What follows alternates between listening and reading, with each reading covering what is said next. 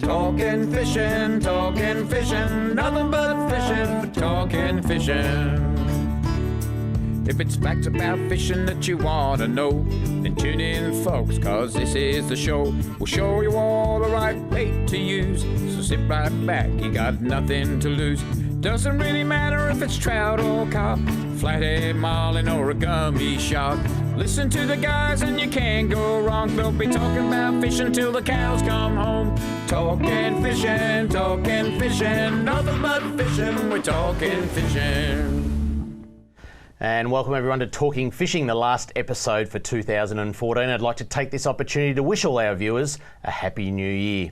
All the regular segments coming up soon, and please remember tonight's episode is a pre-recorded show, so apologies if there's been a striped marlin caught in Port Phillip Bay this week. We won't be telling you about that. Adam Ring, as always, great to see you. And if this was live, 4 million people would be now presiding on the Mornington Peninsula. Yeah. They'd just be jam-packed. Yeah, that's right. And I reckon they're all down there to try and catch that striped marlin in Port Phillip, Dave. So stay tuned for that one. I know we did another pre-record on Melbourne Cup weekend, I think, and copped a little bit of flack from you people at home because it wasn't live and there'd been a bit of news that week before. So if a striped marlin is caught last week, this we'll talk week, about it at some stage. We'll talk about it at some stage, yeah. And Trelly, if this was live, how many turkeys would you have eaten on Christmas Day? Predict how many turkeys. Probably a couple would fit in, but yeah, I reckon the other 6 million people have got up the Murray River, but past a lot coming down. Absolutely, heaps Is that traffic. right?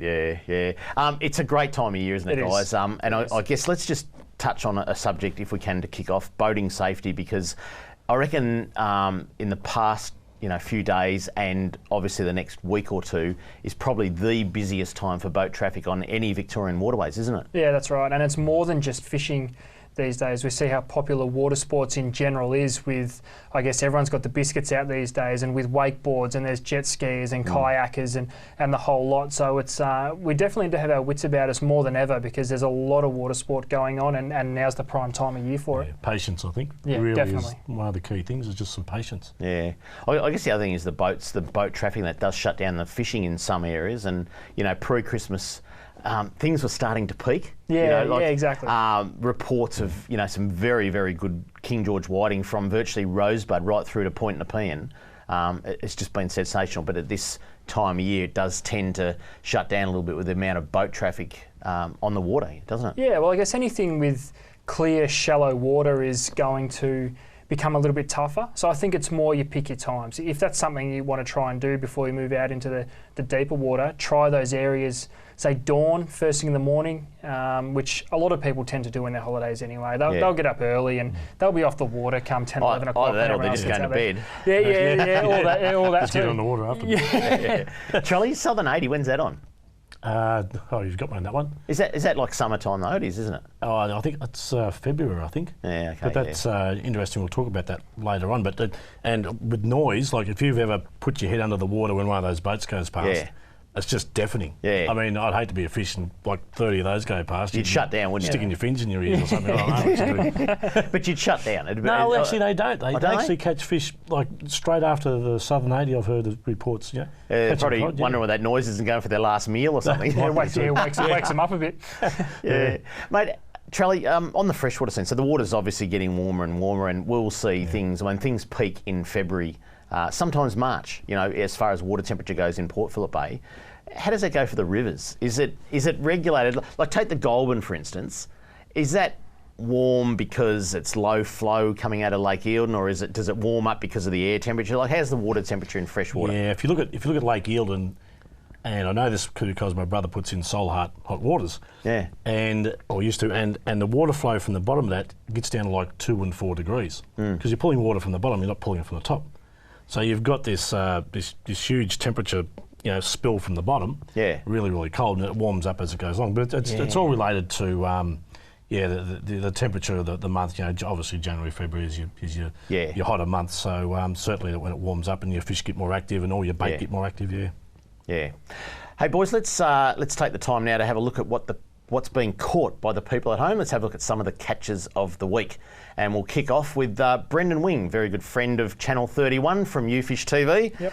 Lovely pair of calamari right there. Caught them offshore fishing for some other species, and just noticed a few big squid lying around, and they had an awesome session. I know that's from 2 weeks ago, but what an awesome session on big calamari. Yeah, and look at the size of them. I guess it's that no one really, again, associates with catching calamari offshore, but you have a look at, I guess the ground at which is directly offshore on all of our coastal waters. It's got calamari written all over it, really. And obviously, Brendan's sussed that out, and there's some massive calamari to be taken out there. And just a hint for the people at home, because we often praise people for their photographics, and Brendan's one of them. Sean Ferdier from Think Big Charters is the other. That they take a lot of time and effort to, a little bit of time and effort to get the photos, because that calamari is fresh out of the water. Keeping those colours, the freshness about it. You throw it in a tank even, it won't come out the same if you keep it alive in a tank.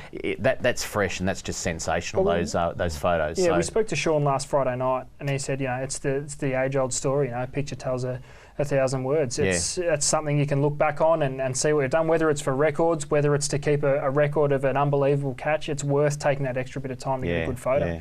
Now, number 2 catch of the week, I'm sure it's Brendan Wing's brother, but Matthew Lobley, a beautiful gummy shark. And again, Sean's photo there, he was on Think Big when he caught that one, and what a magnificent photo of a gummy shark. If you haven't seen one in the flesh, that is just an absolute cracker of a photo of a gummy shark. And haven't gummy sharks really started to take over our reports over the last couple of weeks? The snapper have quietened down a little bit, but the gummies have come roaring on, and there's some big fish there too. Yeah, both bays too, which has been good. Deep water, 18 metres. Yeah, meters. Pretty deep. In channels. So it might be 3 metres dropping down to 12 or 14, and you'll get them in the 12 to 14. They tend to roam the gutters of the bays, and you don't necessarily need to be in 18 or 20. But anyway, let's look at number 3, Trent Robinson, a couple of snapper off Hastings, some very nice looking. What are they, about 3-4 kilos, something like that? So. Beautiful pair of fish there. Snapper still going. Yeah, just as I've told everyone, the snapper have quietened down. Trent proves me wrong with the next photo, so don't write them off yet. Out fishing with Sean Ferdier again. There you go. Thank you, Sean, for sending in a few of the photos for this pre-recorded episode, as I said earlier on. Pretty good.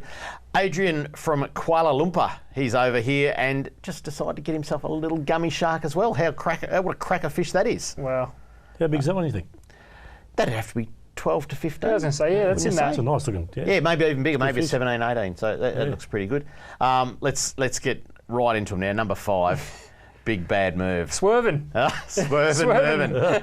Famous Australian cricketer Merv used a brown trout from down at Tolondo Reservoir. And as we mentioned last week, some great news for Tolondo on water. It is getting better. That was taken about 2 weeks ago. He was out with Trevor Holmes, and some cracking brown trout. Now, he was actually filming there for his new television show, Merv Hughes Fishing. Oh, okay. I think it's going to be on 1HD coming up, starting in about May.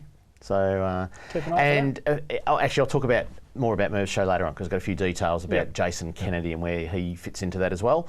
And Philip Andis is our number 6, a beautiful smorgasbord. He actually sent us in a photo a few weeks ago, boys, and I don't know if you remember that, but again, a nice gummy in the background, held up by Philip, and some beautiful whiting, calamari, salmon. I think there's calamari. I can't quite see it from here. And a bit of everything, I think. Again, I reckon, in fact, I reckon we should go around to Philip's house. The seafood basket. The seafood basket would be happening, and a few flake fillets in beer batter, some nice whiting and flathead.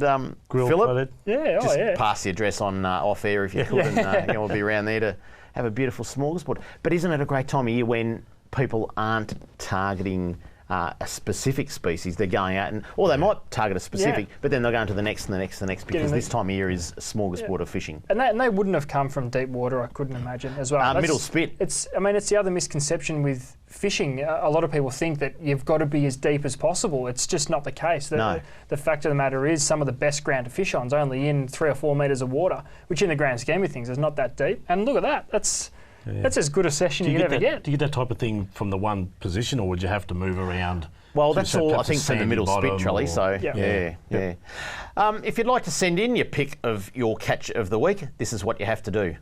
If you want to be like me and have have your photo and TV, email your fishing pic to info@ifish.com.au. And coming up on Talking Fishing Product of the Week, and lots more on Talking Fishing right after this. Talking fishing. Talking fishing, nothing but fishing, we're talking fishing. And yes, product of the week. Nets aren't nets anymore, are they? No, just like most of the products we cover on Product of the Week, it's not just one size fits all anymore. And plenty of feedback, Adam, from the people watching at home that say, you know, what we're doing with the tackle type stuff is really opening people's eyes, because it's okay for us. We work in tackle shops. Yep. The people at home don't get to see the variety. They don't get to spend the time in tackle shops and see the exact full ranges of things. And while we try and keep it nice and general and simple, tonight we're just talking about nets and the application of all different sorts of nets. Now let's start at the very bottom end. So the smallest net. The smallest net? Can I guess? Can I put my hand up? Yes, I've got my hand up. David. That's Trelly's regular fishing net. Good I had to throw that in. Too big. That's all right. Too big. Take it on. It's up back later. This is a live bait net. Yeah. No, well, we sell them predominantly for live bait nets. So the idea is you've got your little yakkers, your slimy mackerels, Yep. your little potty mullet even, Yep. in a live bait well or a bucket even, and to save the handling of it, trying to catch them in, in the bucket and all that, you use that little net. It's Yep. perfect. Yeah. That's right. The point's not to handle your live baits too much. By the time you chase them around with your hands, you've knocked half the scales off and they're in pretty ratty condition. Yeah. So you've got a very soft, lightweight mesh on these, again, just to not knock the scales off those fish so that your live bait's in pristine condition when you're ready to use it. The other thing I should point out, Ads, is all these nets that we're going to show tonight, 5 different sizes and the different applications, they're all made of silicon. The netting is made of silicon, Yep. so it's the new fish-friendly material, isn't it? That's right. Yeah, that's right. And this is very, like I said, this is very light. It's for a very specific purpose. Yep. I'm pretty sure we sell a few of these just for the, the general home aquarium where there's a few goldfish or whatever, so that they're not damaging their pets either. So that's a beauty, the little live bait net. Yep.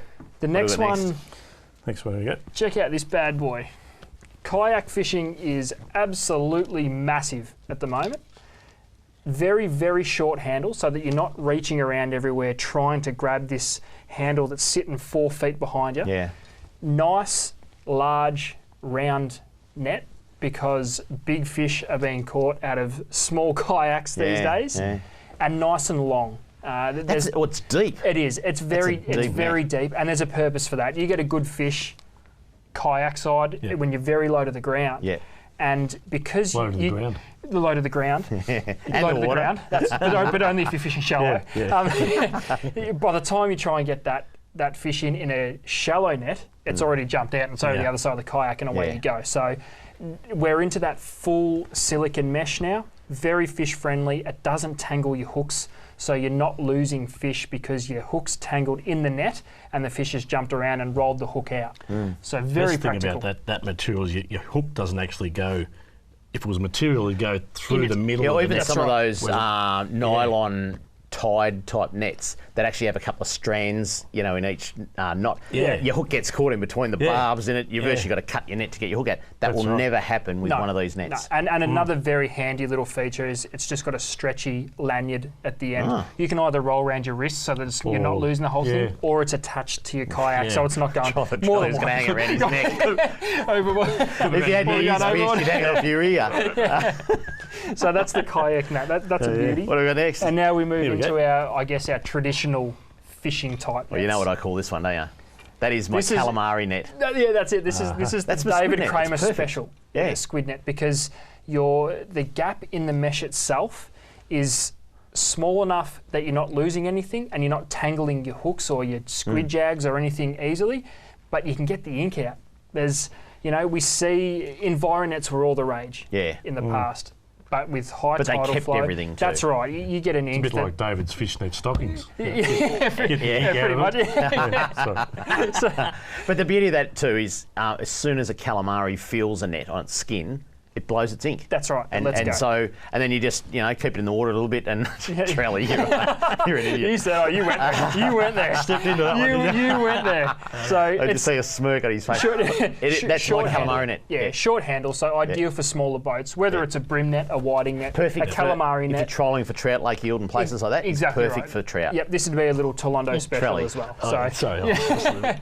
We'll stop talking about calamari, I promise. Yeah, okay. So next we move up a size into our, I guess you'd probably call it our snapper net, generally. Yeah. Nice long handle, so for bigger boats, you're getting a bit more reach over the side, so you're not leaning right over and almost following the fish in as you try and net it.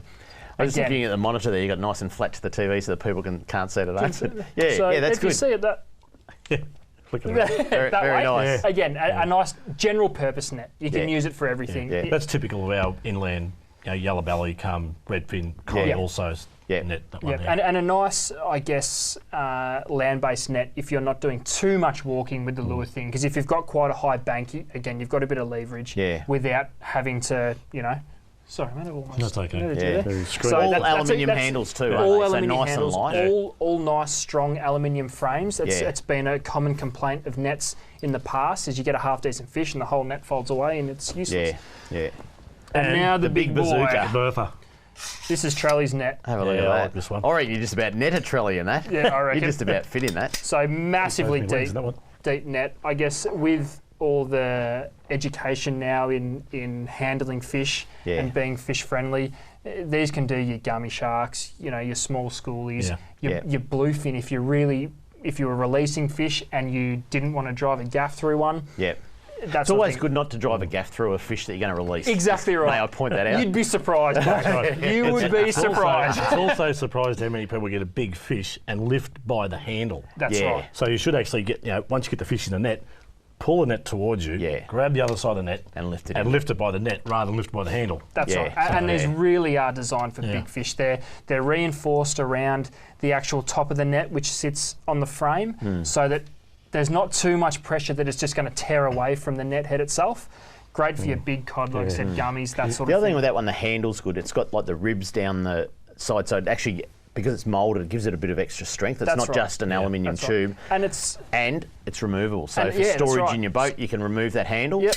Or you can push it straight up inside the net itself. Yeah. And they're really quite light. For a huge net, you're not battling the net as you're trying to lift in a decent fish too. So that'd have to be one of the biggest nets on the market. Yeah, as far as the size of it, sheer size, it's quite a deep net too. I don't know if you can see that properly, but that's a huge deep net. And you notice they don't come to a point at the bottom. No. It just saves fish rolling up in them and really getting themselves tangled in the net. It's amazing that like that type of net too is a technique when you're actually netting fish is a lot of people actually try and drag the net through the water. Yeah. You can do that with that type of net because it won't hold a lot of water. But I find the best thing is to, when the fish lifts its head out of the water, stab the net in front of the fish's head, but you've got to rely on your mate to drop the pressure off the line. Yeah, that's right. He's got nowhere to go. Yeah. The fish has got nowhere to go. It just goes straight in the net. So remember that when you stab it in front of the net with his, just where you tip his head out of the water, drop the pressure off the rod, straight into the net. Yep. It should be an easy process, shouldn't it? Yeah, that's right. So, except like a cricket bat with my mate. You start snapping like Merv used earlier on. Yeah, I'm sure he'd take a swing at it.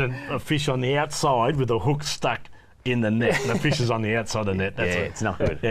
So there you go. There really is a net for every application, and there's heaps more. There's different net materials, but that gives you a general rundown, I guess, on sizing. Yeah. And that silicon netting is really the way of the future because it's fish friendly. You don't get things tangled up in it, and you get the longevity out of it. You're not having to replace the mesh every season after cutting out a few hooks and bits and pieces. So, in all honesty, I'd have 3 nets on the boat when I go out fishing these days because there's different applications. Yeah, you've got the right one for the right application. That's right. You're not going to lose a fish and you're going to enjoy your fishing. Just a quick reminder before we go on to the next subject, our Facebook page, if you want to get onto our Facebook page, get onto our website, talkingfishing.com.au, and there's links direct to our Facebook and our Twitter account because although it's the new year already, is it? No, we're just in between. Don't forget, this is a pre-recorded show. Just about. Not live, so we're not talking about that striped marlin that came into Port Phillip Bay during the week. Next year, 2015, we're going to have a bit of fun with Twitter. We're going to try and do some live interaction with you people at home. So get on and follow our Twitter. I think that's what you do. Talk Fish Live. But all the links are on talkingfishing.com.au. As you talked about kayaks before, kayak nets and that, I want to talk a bit about kayaks. We had Sergeant Alistair Nesbitt, he's a regular on 3AW Fishing on Friday nights, and he spoke about some very interesting things about kayaks the other Friday night that probably enlightened me and a lot of other people listening, I guess, and now we want to relay that to the people that watch Talking Fishing, that if you put an electric motor, which is very, very popular these days, people I'm not saying they get sick of paddle power, because a lot of people still paddle kayaks, but a lot of people are getting these small, very cheap electric motors that just get them around the place. What happens as soon as you put a motor on your kayak? As soon as a motor goes onto a kayak, it is now classed a power boat. So you need a licence. The kayak technically needs to be registered. You've got to have all your safety equipment, from the flares to the baler to everything. EPIRB if you're going to do it offshore, which I'm sure it's been done. You've got to have the works, life jackets, everything. So I had no idea, and I'll be the first to admit it. I had no idea that this was the case. But just be careful. Well, the old law used to be, I think, if you could do 5 knots or something like that, it was a speed limit anyway. Yeah, so that's right. I remember when my son Ben was probably about 12 years old, and I'd let him have my 6-metre Haynes Hunter with 175 horsepower on, going around the lake at Narooma at Christmas with his mates. But he had to stick to the speed limit, of under whatever it was in knots. Now that's a no-no. No, you've got to be fully licensed. If it's a powered craft. And I think it used to be restricted. It had to be fuel powered, petrol powered. It doesn't matter now. If it's a powered craft, it has to be registered. You've got to have the safety equipment. And it's probably well worth reading up on that, because what do you think I had no idea. What do you really think of it? In all honesty, I think it's probably a little bit excessive. Nanny state, that's all I'll say, nanny state. I think it's a little bit excessive. My opinion. I can understand, I guess, on the flip side of that, you can understand why, but you know what, it's not like even with a little battery and a small electric motor, they're going to be taking these things is it more than 2 nautical miles offshore. Well, I've got another one for you. So my accountant rang me up today and said, you are the tax man. You got more problems than EPIRB. No, he said to me, David, he said, I'm out on the bay. He was on his own. And he said, what's the law around life jackets? Now, he's in about an 8-metre boat, but he was on his own. It's an old-fashioned boat, and it has what he describes, he's an old man. Love you, Michael. I shouldn't say that. Used to be a mate. No, he was in what he'd call his wheelhouse, so a fully lockable cabin. Now, wearing a life jacket in a fully lockable cabin or a wheelhouse, if he went over, if something happened, he's in a pretty ordinary position if his life jacket was self-inflating, isn't he? Yes. But I said to him, I'm 100% sure there's no exemptions. You've got to have it on. If you're under 12 metres, I think it is, and you're on your own in a boat, you've got to have your life jacket on. So. And that's regardless of whether you're at anchor or if you're underway. But then if you jump out of the boat with nothing on, you're right, because you're swimming. You probably do that more often than not, jump off the boat with nothing on. Up to me. Just going for a swim. Really. Anyway, no, it's all good. Up next, guys, we've got to take a break. Fisheries news and plenty more on Talking Fishing. Talking fishing. Talking fishing, talking fishing. Nothing but fishing, we're talking fishing. And now it's time for the news. The fisheries news. Sounds a bit fishy to me. And I think apart from the fisheries officers, fisheries is all on annual leave right now. So not a lot of news coming out of the department, but we just thought we'd take the opportunity to tell everyone that the new Recreational Fishing Guide is out, and you can get them in all good tackle shops. Pretty much every tackle shop gets them there for free. Get one, because they are absolutely full of information. And some of the stuff, let me just get my glasses. Some of the stuff in the 2015 guide, it tells you all about how your licence money is being spent, what's the changes to, most recently bag and size limits, all that sort of stuff, and some great fish identification. They not only produce the guide, but they also do the stickers that, sort of fish measuring and all that sort of stuff. Trelly, they brought out a sticker just for Murray cod, I think. No, I haven't seen one yet, but I'm sure it's out. yeah, Yeah, they probably just don't want to give you one. But they've got one out for Murray cod. Yeah, well, I've seen them incorporated into their other ones. Yeah. No, so they've got one for Murray cod, which is a measuring, and then it gives you an estimation of the weight and the age. Okay. It's all printed on the Murray cod and golden perch. Similar to what they did with the snapper. And exactly, yep. yeah. There is one out. They'll have to get hold of those. So, Ads, you were just reading something in there that was quite interesting about pilchers, was it? Yeah, I just noticed they have now listed a bag limit for... Oh, no, that's right, I just answered my own question when I actually read it. It's got here a bag limit of 40 pilchards per person, but it does not apply to purchased bait. I was going to say, what happens if you take if you're catching pilchards If you're catching pilchards, you're only allowed 40. Because there is a lot of pilchards in the bay. Yep. That's one thing I have noticed with the reprint of the 2015 book. They have included all of those, I guess, our bait species which are now so popular to catch, whether it's for live baiting or anything like that, with yellowtail scad, slimy mackerel, they're all in there. They've all got a clear-cut bag limit, though most of them don't have size limits. There is a clear-cut bag limit, which we all need to stick to, as with every other species. But the updated Murray cod limits are in there. The updated dusky flathead limits are in there. Size limits. Yeah. Yep. Yeah. The other thing is, if people remember this, page 9, don't know if you can quite see there, but page 9, that is Corey Green. He's a scientist down at Queenscliff, very good scientist, and that's his personal best squid in the photo as well. So, Corey, it's a great photo and a cracker squid there, mate. Well done. It's that's a PB. I remember him catching that. He had it all over Facebook and said, I just got my PB, squid, and perfect. Remember, page 9 of the Rec Fishing Guide 2015. Corey Green, PB squid. No, very good. So it's a very good thing to have. Keep one on your boat. Yeah, that's right. People should keep them on their boat. All free, so there's no excuse. Come in and grab one and definitely have that on your boat. Absolutely. Now, another very good thing that's coming up very, very shortly, I'll take my glasses off, is the Westernport Angling Club's Whiting Challenge. And I reckon it's got to be one of the best fishing comps around. Yep. It's certainly the biggest King George Whiting comp, and put it into scale, Trelly, I guess the Cod Classic is the the pinnacle for cod. Yeah. The Tea Tree Comp is the pinnacle for snapper.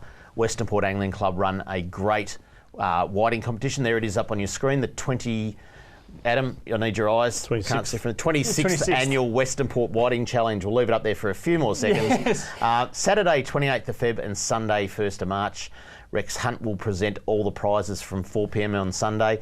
But it's a great comp for kids, for adults. Get down there. A heap of prizes. I think the major prize is a 4.1 metre boat with motor, trailer, valued at over $8,000. Cash prizes, over 40 other prizes. And surely there's a kilo whiting taken. Well, it's a pretty special prize for a kilo whiting. That's the other thing. So the kilo whiting, Paul Worsing is putting up 1,000 smackaroons. If you get the first 1 kilo weighed in, you get 1,000 smackaroons from Paul Worsing. So it's only ever gone off once. Am I right, Ads? I think it's once in the 26-year history. So so I can't. It hasn't happened in the time I've been working for Paul. So we're due. Yeah, definitely due. Yeah. So if you want to enter that comp, get onto their website. I think it was on that slide, Westernport Angling Club, wpac.com.au, I think.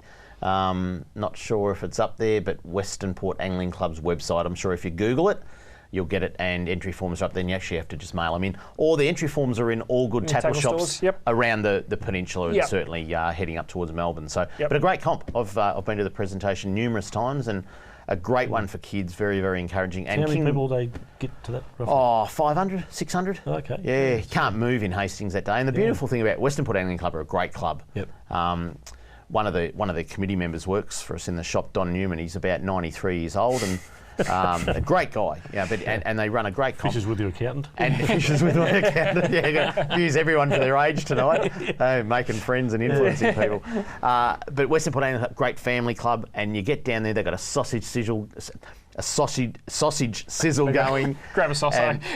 Grab one of those, and the drinks and all that are on, and it's a very, very good family-friendly club. So get down, Westernport Angling Club, late February, early March. Great comp. Enter now if you can, because that club, great club, as I said, for support. Don't forget, if you want to get onto our Facebook page or Twitter, have a look at I keep forgetting, talkingfishing.com.au. There it is. The links are there for Facebook and Twitter. And like I said earlier on, we're going to do a bit of fun with Twitter in the new year. And we're going to get Trelly on the Twitter. Trelly's going to tweet. I don't know how to. Bit of a twit, Trelly. You're going to learn. If you can eat a bardy grub, Trelly, you can tweet. Yeah. No, you don't tweet a bardy grub. If you can eat one, you're capable of tweeting. So, okay. It's all good. Boys, Redfin and Eildon. There's been a few. Yeah, we've actually had some really good reports up at Eildon. And even though, like you say, Dave, it's a pre-recorded show, usually when they start, they'll go for quite some time. Around about the sort of 10 metre mark seems to be the go. But you can fish them down to 15, 18 metres. So pull up at a tree, small yabby, something about the 4 centimetre size, hook through his tail, sink it right on the top of it, drop it down beside the tree, and if that's the tree there like that, that's your rod tip, down the side of the tree, touch it with your rod close. tip. Yeah, that close. Yeah. And don't spend any more time than I've actually been talking to you about now, and then move trees, because they'll just go bang. And you might have to try 40 trees to get one, but up against the rod tree, go around the rod tree with your rod tip, with your yabby on it. If you don't get a hit, change tree straight away. So just keep working out. Once you get onto them, honestly, I've had probably 6 guys with their rod tip nearly in that cup, and all catching redfin. You go over there, nothing. You go there, redfin. Wow. It's amazing. It really is amazing. Yeah. Does it matter water temperature and that sort of stuff? Oh yeah. Again, it's getting to the warmer temperatures now, which does help. Redfin do like the warmer temperatures, absolutely. Yeah. Coming up next, Kramer's mailbag and plenty more on Talking Fishing. Talking fishing. Talking fishing, talking fishing. Nothing but fishing, we're talking fishing.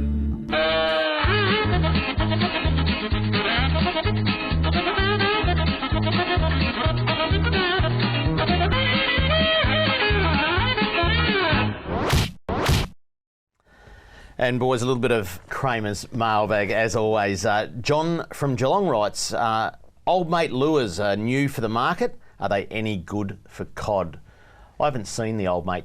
They're an old mate brand, I guess, but have you seen them? Yeah, we just received them, but I'm sure Trelly could probably tell us a little bit more about them, seeing though they're a cod lure, something that's slowly starting to gain a bit of traction, get a bit of a name for itself. Yeah, they are actually. They've been sort of developed in the last probably 18 months, 2 years. Yep. And they're a minnow shape. They're actually in our product of the week there a couple of weeks ago.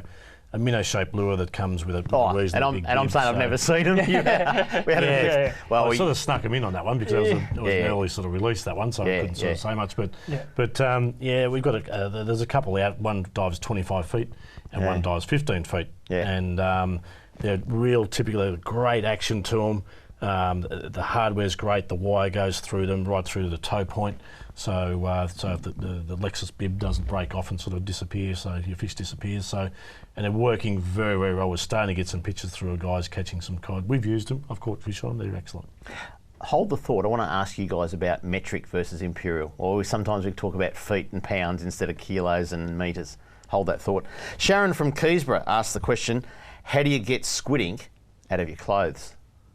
I've had plenty of experience about that. You don't just have a pair of squid ink clothes and then the rest. Oh, write it off. Is it a nightmare? Too hard. I've done it. Write it off. You go out in the morning, and particularly, if you might be away on holidays and you sort of go for a bit of a spin in the boat and you don't know what you're going to catch. Let's have a bash at the squid or whatever. Yeah. And I've had good T-shirts and that. I tell you what I use, eucalyptus spray. Oh, yeah. All right. And it stinks the house out beautifully. I love eucalyptus spray. But you get the spray can and virtually just spray it on spot. You might have to wash it 2 or 3 times. You might have to soak it in nappies. But I reckon eucalyptus spray is probably about the best thing. But you've got to get to it early. Yeah. You know. I always use a bit of diesel and a Bic light. There you go. Oh, I've heard that works. That's legit. Charlie should have his own show about some of this stuff that he's That's happened. About. That's legit. Yeah, that is we don't get in trouble at home with the washing machine, I've got to tell you. All right, Charlie, you might have to answer this one. Steve Jacobs writes in, will the new water in Tolondo Reservoir shut the fish down and scare them, or will it bring them on? Great question. So like you've got this stable body of water that's been the same water, I guess, forever, apart from a tiny little bit of raindrop that they get there, and you put a fresh 5,000 megalitres in. What does that do? Well, it depends on the source of the water, its water temperature. So that could shut down the food. It's probably more about shutting down the food rather than shutting down the fish. If there's a water temperature change that's too dramatic. So I haven't actually been over there to see where it actually comes from, whether it comes out of a channel or well, a it's river coming or from a channel from Rocklands Reservoir. Yeah. So does the channel cool that water a little bit? I would before say it if goes it's generally reservoirs, like I was saying about Eildon, come from the bottom. Yep. If it's not too far away, the lake's been sitting there and warming up all this time. So, but So you think that'll affect the through. food source, but not the fish? Well, in turn, it'll affect the fish. Yeah, okay, but if you're trolling with a lure, or casting with a lure, or fishing with mud eyes that you bought at the tackle shop, then what effect is it on the fish? Are they going to chase a lure one day, but when the fresher water goes in, they're not? They're going to shut down a bit? Or? Yeah, again, if you've got 100% water in the lake and you're putting in 5% that's a little bit cooler, it's not really going to have that much effect. No, okay. Yeah, so I don't think it's going to be. I don't think it'll worry it. That's good. It That's could good news. introduce more food. Yeah. It's good for them up. Yeah. All right, and lucky last, Graham Rogers from Mornington asks, what do you do when someone backs halfway down the boat ramp and then starts setting their boat up? There's a lot of answers for that, isn't there? Yeah. But boys, it happens, doesn't it? does. And this time of It is year, frustrating. there are people that may only get their boat out for the 2 weeks holiday, and they're inexperienced, and they don't go to the like some boat ramps have a little rigging area, where you sort of drive off and get the boat ready. And I'd help him set up myself. Yeah, offer it. Can you imagine Trelly coming down and being polite and going, Excuse me, "Hey, mate. excuse me, mate, would you like me to help set up your boat? Yeah. Rig your lines for you. Wrap them around your neck." So in all seriousness, what's the right protocol? What's the boat ramp protocol? You know what? If he really looks as though he's struggling, Help him. Offer him a hand. And you know what? On the flip side of that, there is no shame than taking a bit of help from someone if you are struggling. Yeah. You know what? Forget pride, because you're annoying the hell out of the 24 other people sitting behind you trying to get a boat in. Yeah. If you need a hand and someone offers, just roll with it. There's no shame. But just get it. Get I yourself reckon sorted. the angriest I ever got, this guy was retrieving his tinny, and I'm sitting there with the bigger boat, ready to go in, and he's at the winch, mucking around, for so long, and I was getting pretty, as you do, it's summer, you get angry, and I went down there, and he'd actually thrown a loop on his winch, and then the boat took the weight, and his fingers caught in there, and it was down to the bone. And I stopped being angry at him at that point. You stood there and just gave him a flogging, didn't you? No, but it was I just lobbed it off with the knuckles. Saw that for you, mate. I said, I'll get you going. Problem solved. Hurry up. Problem solved. Yeah, we got knife sharpeners back at work. No, but in all seriousness, it could be that case that someone's in a bit of trouble and doesn't know what to do. At least go and offer a hand and let's see what happens. But it is frustrating. But you know what? Suck it up and deal with it. Yeah, just help someone, please. Yeah. Without a knife, preferably. Yeah. If you'd like to write to me, all these blokes, this is what you do. Send your mail to Kramer's Mailbag, PO Box 734, Patterson Lakes, Victoria 3197, or email kramer@ifish.com.au. Oh dear. Anyway, I'm still laughing. Boys, let's just go back on that Redfin, what you were talking about earlier on. Yep. So you're talking about dropping yabbies down, have you, your tipper you right up, you can see. Yep. Would you jig in the same, what sort of lures and that would you use for Redfin? If you've got them biting, do you get out the lures and start doing stuff? You can, yeah. Once you sort of get them going on small yabbies or a big bunch of worms, you can drop a plastic down or a jig, those little ice jigs with a sort of hook on each end. Yep. And just sort of work them beside the tree. Or what you can also do is you get like a really big hook, like one of your, even bigger than your snap hooks, put a whole bunch of worms on it, right? Just pile it right up. What you're indicating there to the people at home was about that big. So what about 4-inch or 5-inch? Yeah. Really? Yeah. Put 20 or 30 worms on it, drop it down beside the tree. Adam, do you believe it? Right? I was just waiting to see where it's going. Yeah, I want to see where it's going to. Yeah. Drop it down beside the tree, right? Yeah. Obviously the redfin won't be able to get their lips around a hook that big, right? Or it might, but while they're going at that, you drop down beside it, a little yabby or another worm. Yeah, okay. And while he's going like that, there's one goes, there's one over there. So bang, away you go.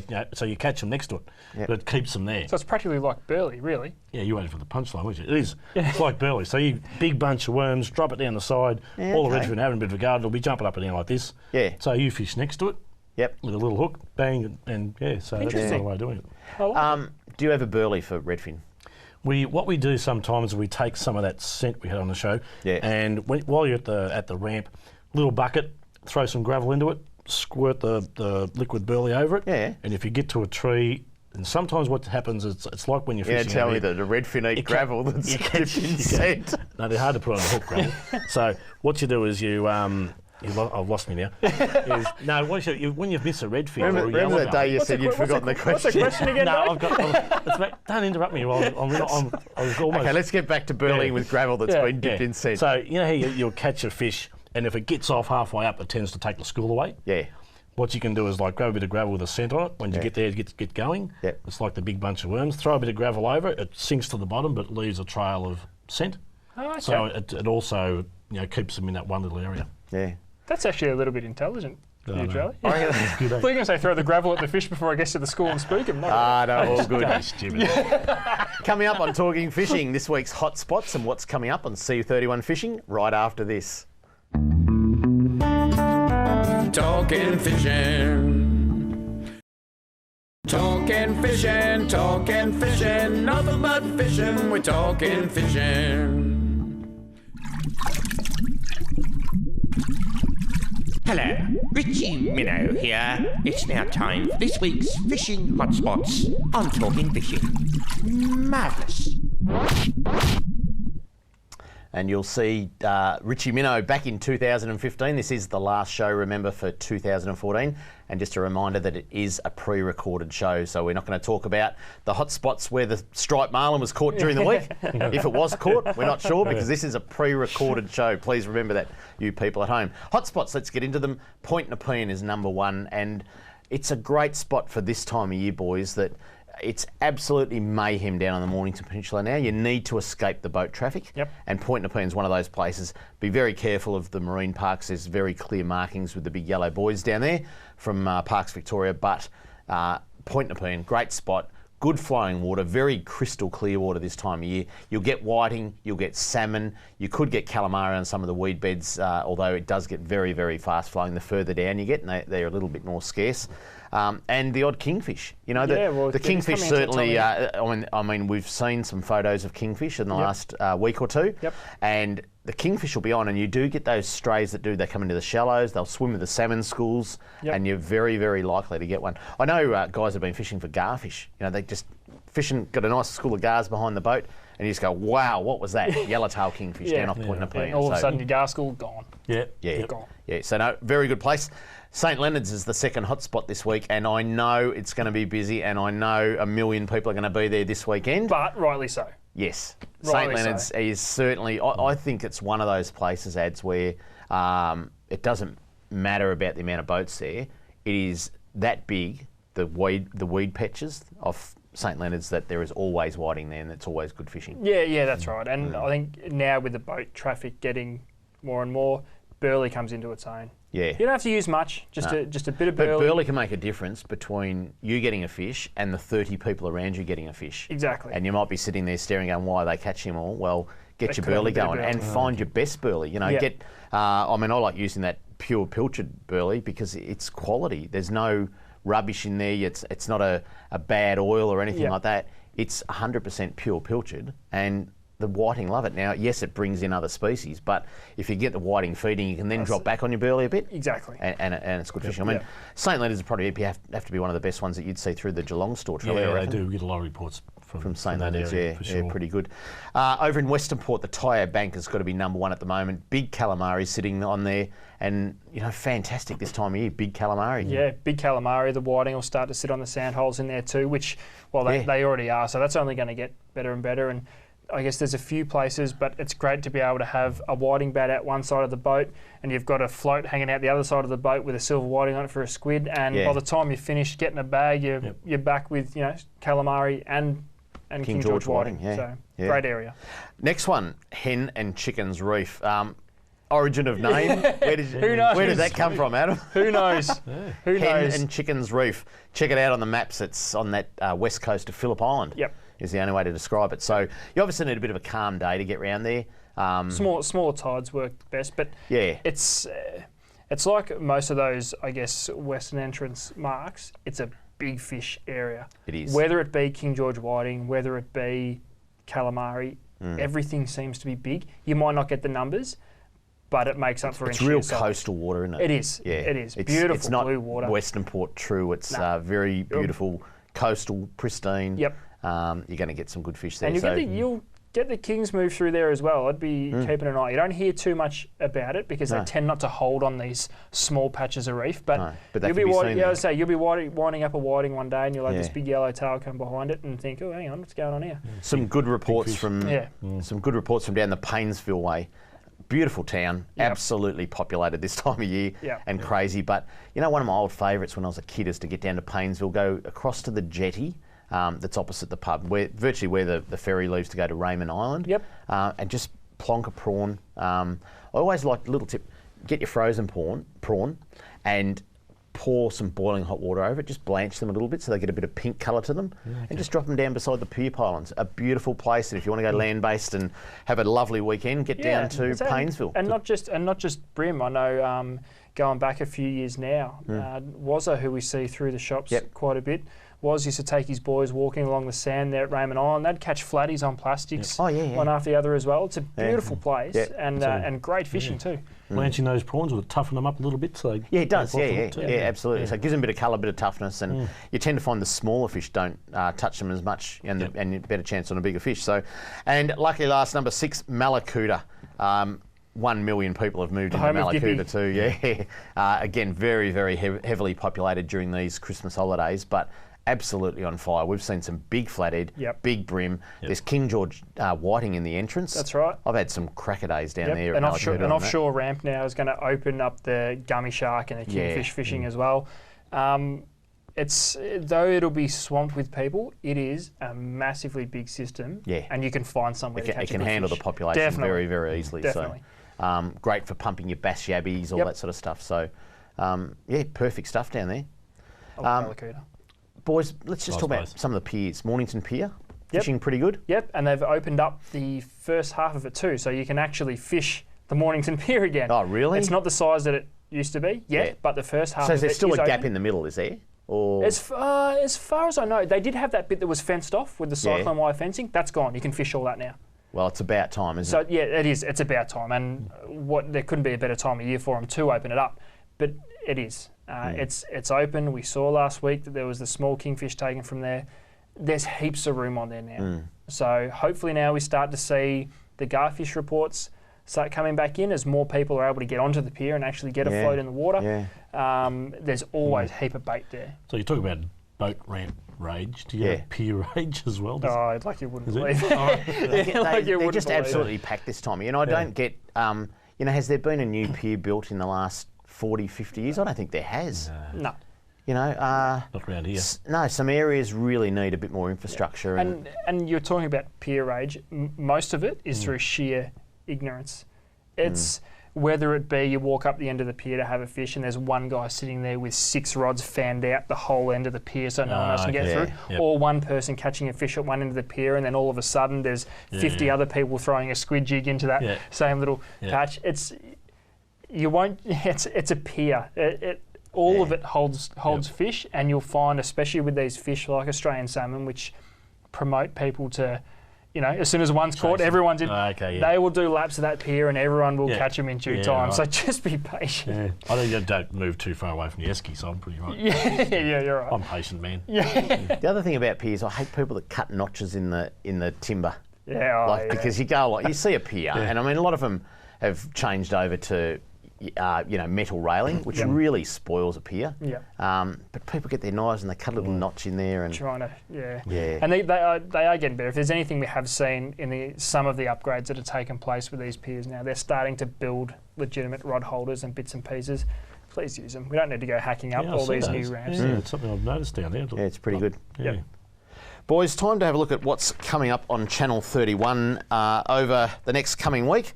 And tonight, straight after us, Catch and Cook is on at 9:30, followed by Savage Seas Adventures at 10 o'clock.